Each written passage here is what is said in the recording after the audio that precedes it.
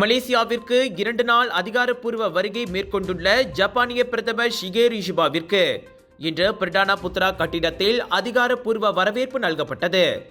இரு நாடுகளின் தேசிய கீதங்கள் இசைக்கப்படுவதற்கு முன்பு காலை மணி 9:02 அளவில் பிரதமர் டத்தஸ்ரீ அன்வார் இப்ராஹிம் ஜப்பானிய பிரதமரை வரவேற்றார். மேஜர் அரிஃபுடீன் முகமது யூசுப் தலைமையிலான அரச ரேஞ்சர் படைப்பிரிவின் முதல் பட்டாளத்தின் 3 அதிகாரிகள் மற்றும் 103 வீரர்கள் அடங்கிய மரியாதை அணிவகுப்பை இஷிபா பார்வையிட்டார். கடந்த அக்டோபரில் ஜப்பான் பிரதமராக பதவியேற்ற பிறகு தனது முதல் அதிகாரப்பூர்வ வருகையை குறிக்கும் வகையில் ஷிகேரு இஷிபா வியாழக்கிழமை மலேசியா வந்தடைந்தார்.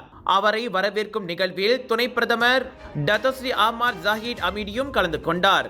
இந்த நிகழ்ச்சிக்கு பிறகு இஷிபாவும் அன்வாரும் இரு நாடுகளுக்கு இடையிலான உறவுகள், குறிப்பாக வர்த்தகம், முதலீடு, மனிதவள மேம்பாடு மற்றும் எரிசக்தி துறையில் ஒத்துழைப்பு போன்ற துறைகளில் முன்னேற்றம் குறித்து விவாதிக்க இருதரப்பு சந்திப்பை நடத்தினர். மத்திய கிழக்கின் நிலைமை உட்பட பரஸ்பர நலன் சார்ந்த வட்டார மற்றும் அனைத்துலக விவகாரங்கள் குறித்தும் அவ்விரு தலைவர்களும் கருத்துக்களை பரிமாறிக்கொண்டனர்.